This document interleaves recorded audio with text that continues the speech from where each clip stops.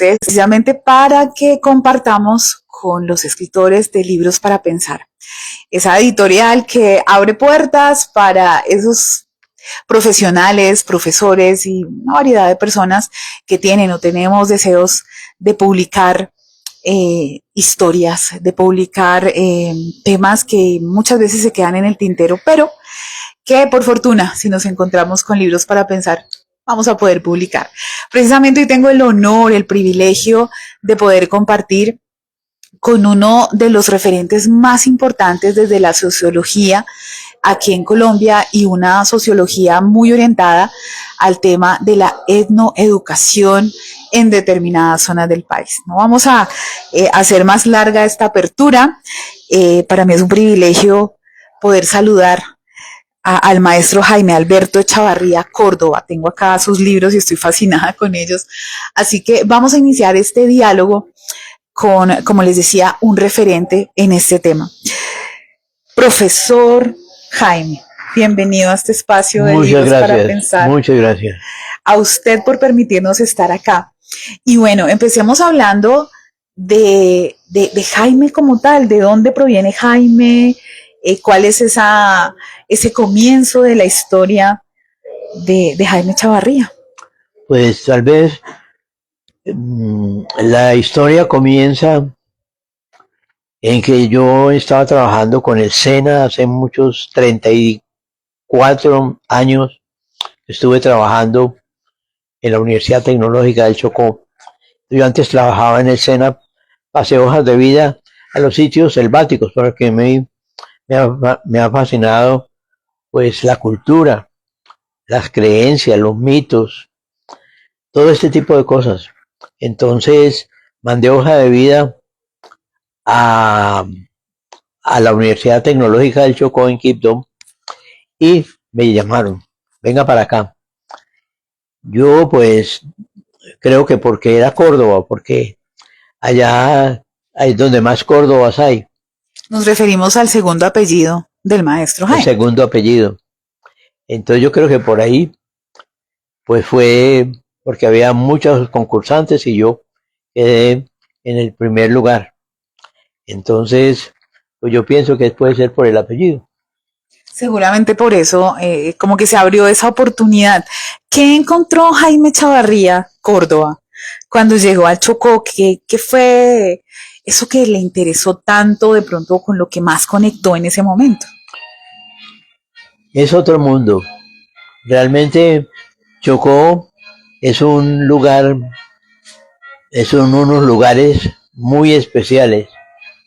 Es la manigua, son las creencias, es la manera como la gente se integra a la manigua, porque allá los indígenas y los afros tienen sus casas lacustres, y allá como es uno de los sitios que más llueve del mundo, entonces cómo manejan el agua, cómo logran hacer sus casas sobre palafitos, y ahí pescan, lavan la ropa, hacen todo. Entonces es muy interesante porque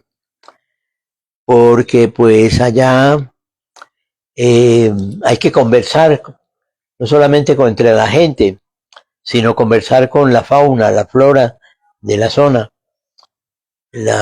Cuando yo llegué, me dijeron, profe, usted en medio de la selva, nos fuimos a caminar y estábamos por el Baudó, estábamos en medio de la selva, y me dijeron, profe, si yo lo dejara a usted aquí perdido, nos separamos, ¿usted qué hace? ¿Por dónde camina? Entonces yo le dije, pues para salir de aquí, miraría este hilito de agua y me iría hasta ir al río y por ahí subiría, porque pues por aquí no hay caminos. No, profe, usted está muy equivocado, usted tiene que aprender a leer la selva. Aquí vea, mira las hojas y todas tiran para donde sale el sol. Entonces usted camina hacia allá y ahí se orienta. Usted tiene las brújulas por acá, los sonidos, todo. Usted tiene que aprender a leer el paisaje. No basta con leer los libros. Los libros aquí no sirven para llevarlos a la práctica. Aquí hay que hacer otra historia otra narrativa y otra imaginación. Es precisamente esa sabiduría ancestral Sí, la que es muy significativa para los estudiosos de territorios como el Chocó, entre otros territorios correcto. que de pronto en Colombia tenemos muy abandonados, pero que tienen precisamente y conservan precisamente esa sabiduría ancestral. Dentro de ese proceso, profesor, ¿cuál fue como ese momento de inflexión en el que considera que hubo un aporte muy significativo a los estudios de etnografía, a animarse de pronto a escribir sobre el tema? Siempre hay como un momento como de iluminación, por decirlo de alguna manera. ¿Nos podría describir ese momento, por favor? Pues allá me dijeron, como te dije anteriormente, usted tiene que conocer aquí lo que le muestra la selva y lo que le esconde la selva, porque la selva tiene su crueldad. Los zancudos, los mosquitos, los pantanos, todo se lo traga. Entonces usted tiene que aprender a manejar esa selva y aprender a leer los hais. Entonces yo dije, sí, yo soy Jaime Echavarría. Entonces Echavarría es un pájaro de allá de Río Sucio, pájaro Echavarría. Y yo soy Jaime, Jai es espíritu. Jaibaná son los chamanes que viven con los indígenas en Vera, con los catillos, con todos los caribes. Entonces los Jaibanás leen los colectivos de animales, los sonidos de los animales, lo que nos dice como les contaba el cuento de para dónde miran las hojas, para dónde la puntica las hojas.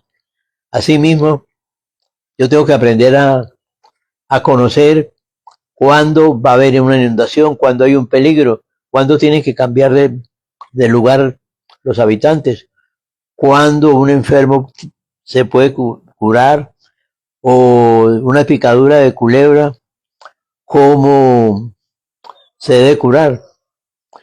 Pues yo tengo historias muchas, yo soy más como un cuentero que un profesor académico. Pero hay mucho de esos cuentos, entre comillas, que realmente se han convertido en referentes muy importantes relacionados precisamente con todo lo que maneja un departamento tan fascinante como el Chocó. Sí, El Chocó es una región que siempre se, digamos, acusa un poco al resto del país de tenerla un tanto abandonada. ¿Cómo rescatar esa relevancia de ese Chocó en ya en estos tiempos, ¿no? De 2026, 27, en que evidentemente hay mucho avance tecnológico, hay muchas formas de transmitir los conocimientos precisamente de los ancestros que para ellos son tan importantes y de transmitir esa sabiduría de la naturaleza, pues que también está tan presente en esa región. sí. Yo pienso que el Chocó no es solamente un sitio de explotación, es un sitio con muchas riquezas. Tiene oro. El caso, por ejemplo, de Condoto, Quibdó, eh, Andagoya, que son grandes campos de oro y de platino, donde los niños antes de ir al recreo, pues lavan su orito y van a la escuela y con eso pagan en la media mañana. Asimismo, hay allá unos bosques de cativos, chachajos, choibás, árboles gigantes que se queman y vuelven a nacer. Entonces, pues cortar los árboles para la explotación está muy bien, pero debe ser selectivo, porque lo mismo el oro, si se vuelven, las dragas son dañinas, pero una explotación corta, racional y sabia puede ser bien manejada.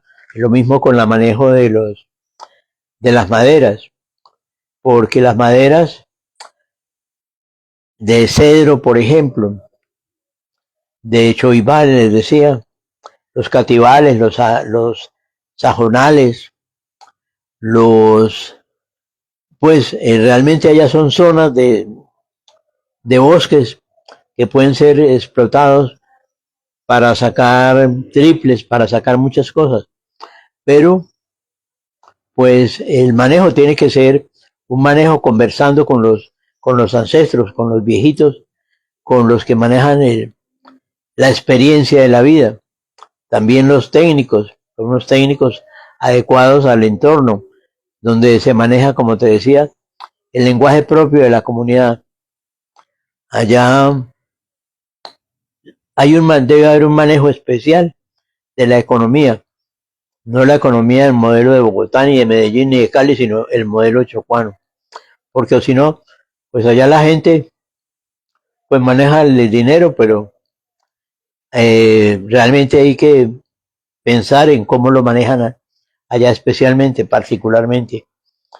Entonces la administración allá tiene que ser consultada con los, con las comunidades raizales, con los indígenas, porque ellos han vivido muchos años allá y esa tradición se ha conservado, no ha cambiado, se ha mantenido aislados. Entonces manejar el Chocó como si fuera Bogotá es imposible, es totalmente imposible.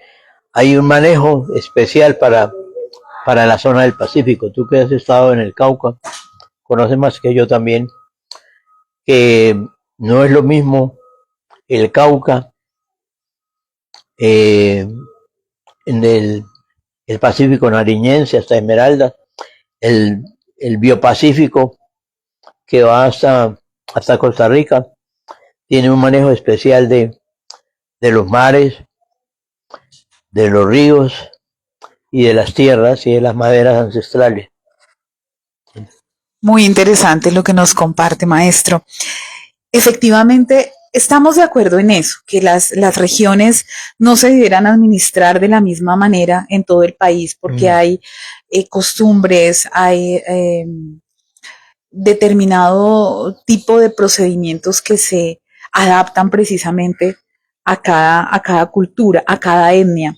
Y precisamente vamos llegando a este tema de los dos libros que tengo por aquí a la mano, que son fascinantes realmente. El primero de ellos se titula Educación, Sociología y Etnografía, que por acá lo tenemos, maestro. ¿Qué podemos decir acerca de ese libro? ¿Cuál es su esencia? ¿Por qué se escribe ese libro? Bueno, aquí es sociedad, educación y etnografía.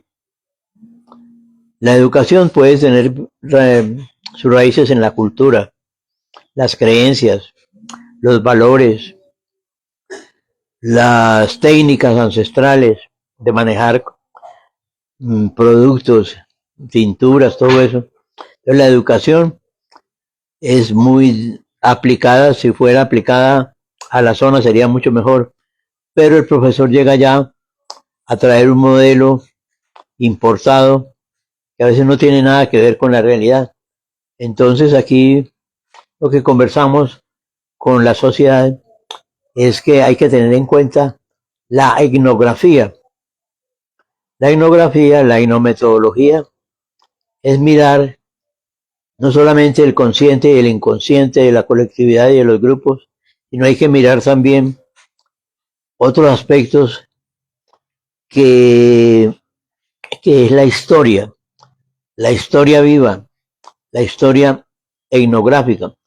Pues nosotros hablamos de aquí de etnografía, pero no de racialidad. Pues la raza es biológica, la etnografía es la herencia de valores, creencias que la gente ha contratado de conservar en su medicina, en cada planta, en la forma de cada hoja, la forma de cada flor. Entonces el botánico también aparece en la etnografía. Entonces es muy bueno como mirar esa parte de los saberes médicos, de como así fue la quina, que era su explotación, la quina y otras hierbas que se volvieron industriales. Entonces así también es importante mirar eso de saber, ese dominio de ese entorno, el saber que cada culebra, cada árbol, cada plantica, cada hierbita tiene su saber, que hay que descubrirlo. Entonces el sabio tiene que estar ahí al lado del técnico. El sabio debe estar al lado del técnico. Maestro, ¿cuál sería esa sugerencia precisamente para las comunidades chocuanas para poder entrar en una real conservación de sus tradiciones? Porque es una preocupación general, ¿no? Que ahorita con tanto tema de tecnología, como con tanto tema de inteligencia artificial, en fin, puedan aún perderse con mayor velocidad esas tradiciones y esa sabiduría ancestral. Sí, sí, porque es que fíjate, en este momento yo había pasado un proyecto a al Jardín Botánico de Nueva York, donde yo mencionaba que hay un aceite de unas palmas que es muy delgado y que solamente es el único que se puede utilizar para los viajes a la luna. Muy sofisticado ese aceite. Y ese se puede sacar de allá. O sea, de que se podría llegar a una industrialización, pero sin dejar entrar al explotador por explotar, al comerciante por el comercio, sino al comerciante que tiene un respeto por el saber ancestral. Eso yo digo, saber sabios es el que maneja el saber ancestral, que maneja el pasado técnico de la cerbatana, de la flecha, de, aunque pues hay mitos que el quereme deja ya todo el que le den un rave colorada o le den quereme, pero un manejo un poquito folclórico, pero es que miremos también esa parte folclórica que hay que defender, hay que respetar. Entonces, pues, como uno mismo en Bogotá puede encontrar un barrio que maneja sus creencias, maneja sus cosas en Boyacá, encuentra grupos étnicos muy interesantes. Asimismo en el Chocó encuentra, en el Chocó y en el Pacífico. El Pacífico, como te decía, eh, el espíritu del Pacífico que va desde la Esmeralda en el Ecuador hasta Costa Rica. Entonces es una zona muy rica que hay que conservar como el Amazonas, es tan rica y tan importante como el mismo Amazonas. No se le da la importancia que debe tener esta zona del Pacífico, como mar y como río y como laguna y como pantano, tiene su valor. Entonces es muy bueno como el que vaya allá tiene que también pedir como un permiso. No cualquiera va a sacar sus maderas y y cortan parejo. Queda un potrero, queda una manga. No, eso hay que respetarlo. Entonces es lo que yo pienso que habría que manejar muy racionalmente esta riqueza que tenemos aquí, que es el Pacífico. Manejar racionalmente, dice el maestro. Eso sí que es importante. Permítame, maestro, miramos por acá. Unos apartes de los temas que tenemos aquí en educación, sociología y etnografía, para que nuestra audiencia pueda darse una idea muy general de lo que implica este libro. Tenemos una parte titulada Corrientes de interpretación de la educación como fenómeno social. La educación, algo que en todos los países resulta de una relevancia muy profunda, crucial para el futuro precisamente, y acá el maestro Jaime lo aborda, ¿no? la ciencia y la educación, el Estado y la educación, también que es algo que todos los ciudadanos debiéramos tener muy claro acerca de la incidencia del Estado y la educación, definirlos, tener muy claro hacia dónde se dirigen, las buenas maneras y el poder en la escuela, el Estado, etnia, violencia, la escuela y la cultura. Detengámonos ahí un momento, maestro Jaime. Hablemos de escuela y cultura. ¿Cuál es esa esencia de este capítulo que es bastante amplio aquí en el libro de la unidad 3 precisamente? Y bueno, tiene una subdivisión ya de 10 temáticas. En síntesis, ¿qué nos ofrece esa escuela y esa cultura, ese capítulo, maestro Jaime? Pues yo pienso que al mismo tiempo la cultura toca ser un tema que a mí me preocupa, que es el Estado, la ideología. Entonces los maestros repiten una formulita y con eso quieren que los estudiantes se la repita igualitica. No forman un pensamiento crítico, sino un pensamiento ideológico. Entonces aquí el maestro no puede ser un propagador de ideologías, debe estar por aparte. Yo pienso que toda esta cosa del protocolo, pues el protocolo, hay un protocolo de Inglaterra, manejo de las cucharas, tenedores, toda una variedad de cubiertos, mientras que, por ejemplo, en el Medio Oriente se maneja otro protocolo del comedor, y así Japón tiene sus palillos. Entonces, aquí mismo en el Chocó, en el Pacífico también, la gente maneja sus creencias, la cultura. El caso, por ejemplo, de las comidas de 7 carnes, carne seca, carne salada, carne ahumada, carne de cerdo, carne de monte. Bueno, entonces la gente tiene sus preparados muy especiales. El arroz clavado, que es arroz con queso. Entonces también todo eso nos va dando una formación para la identidad. ¿Qué es la identidad? Es estar de acuerdo conmigo en algo, no falsamente, sino sinceramente.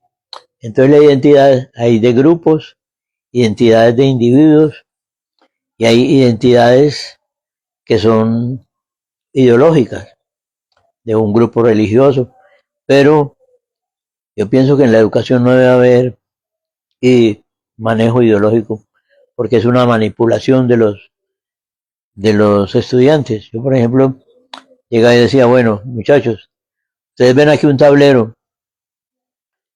¿lo ven de qué color? Verde. Me dijo, no, es negro. ¿Cómo, profe? Si eso es verde. Bueno, pero el que no me ponga ahí negro, verde, y yo les diga es negro o verde, ustedes tienen 0. Entonces, la ideología es así. Repita lo que dijo el profe. No, hay que mirar críticamente, pero una crítica no solamente para destruir, sino para construir. Totalmente de acuerdo, maestro. Y es que precisamente, amigos que nos están viendo o escuchando en este momento, quizá uno de los mayores retos, precisamente a partir de lo que está ocurriendo en la actualidad con la inteligencia artificial, es que migremos la educación hacia el pensamiento crítico, efectivamente, y no hacia esas ideologías que, pues, en muchas ocasiones, casi que nos atrevemos a decir que en todas las ocasiones no son para nada benéficas en el marco, pues, de la educación. Maestro, tenemos también otra obra que se titula Chamblum. La manera como se castigaba antiguamente, todavía en el Chocó, chamblún es cuando le tiran el niño al río o al charco y le sacan el diablo con la pringamosa. Entonces son tradiciones que es bueno como contemplarlas. Allá hay unos comentarios entonces de cómo la gente tiene su propio lenguaje y un lenguaje adaptado a esa su naturaleza. La doble negación para que entiendan. No, no me gusta, no. Entonces, sería bueno como que cuando alguien vaya a presentar un proyecto o ahí vaya a hacer educación, mire ese lenguaje. Entonces, chambluna al agua es, ay, mijito, usted hay que enseñarlo. Entonces, traiga la correa de 5 líneas, de 2 líneas, y lo tiramos al agua y entonces aquí, heredada, la parte de las creencias, los valores, las técnicas aprendidas a lo largo de la vida. Y la cultura tiene algo que ver con eso, pero la etnia es, por ejemplo, aquí llegaron a Colombia los castellanos, posiblemente a Bogotá, aquí a Antioquia, llegaron los vascos y seguramente cordobeses o medio árabes llegaron a la costa, turcos. Entonces las van formando sus grupos, entonces es muy bueno como escucharlos, conversar y manejar la semiótica, el lenguaje. El lenguaje es muy importante, manejar el lenguaje de cada región. Los vocabularios, subjetividad, tienen que estar también estudiadas, las partes subjetivas, pero el lenguaje nos permite más acercarnos al objeto propio de la zona.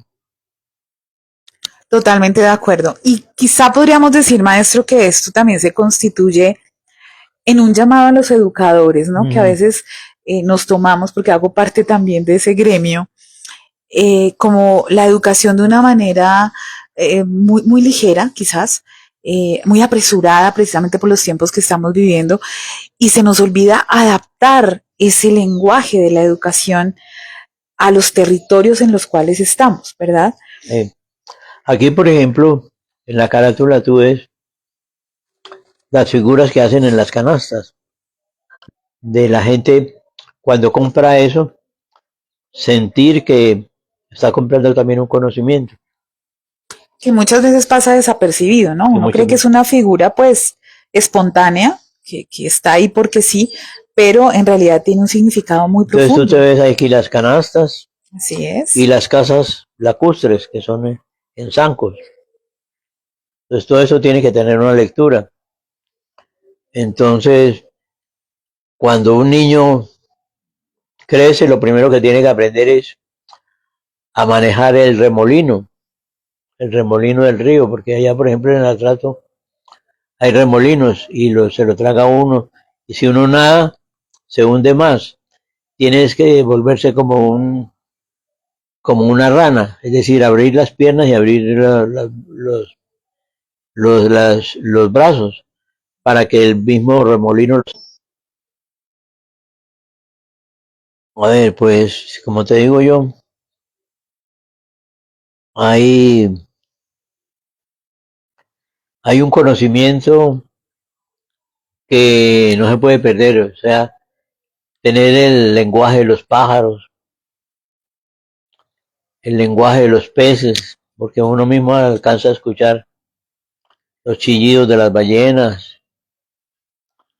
ahí en el Pacífico.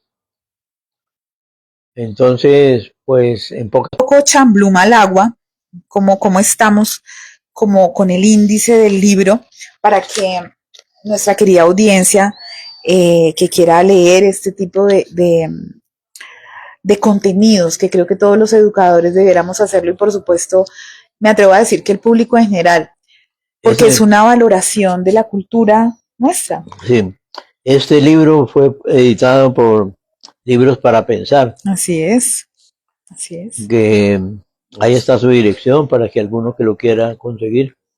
Claro que sí. De bibliotecas. Así es, maestro. Pues volvemos al índice del libro de Chambluma al agua y bueno, fíjense que tenemos por acá algunos títulos: La voz de los lugares, un método para abordar la información testimonial en educación, la sociología de la educación, también seguimos insistiendo en ese tema también, este libro, la ideología, los enfoques sociológicos de la educación, para tantas personas que están precisamente en ese camino de querer ser educadores. Acá el maestro nos presenta la perspectiva funcionalista, la estructural funcionalista de la teoría de la reproducción social y la perspectiva ambientalista. Detengámonos un momento, maestro, en la perspectiva ambientalista. ¿Qué nos puede decir al respecto, así de una manera muy concisa? Aprender a conversar con la naturaleza, dialogar con la naturaleza. Con esa manigua, en el caso Con de esa Chocó. manigua. Y cómo se es amigo allá, cómo se es leal, cómo es la escuela, que él ve a la maestra, pues cualquiera, pero que sea capaz de aplicar el lenguaje etnográfico, Que tenga la humildad de aprenderse, es que que no es del tenga la humildad de territorio. aprender. Correcto. Muy bien, seguimos mirando este libro y su índice, territorialidad y comunidades indígenas. De indio a indígena, los enverá en la República. Universo vocabulario urbano en Quibdó. Ruralidad y racialidad, la ruralidad, comunidad rural y urbana, la comunidad rural, el campesino, grupos étnicos, hechos científicos acerca de de las diferencias raciales y antecedentes históricos del racismo.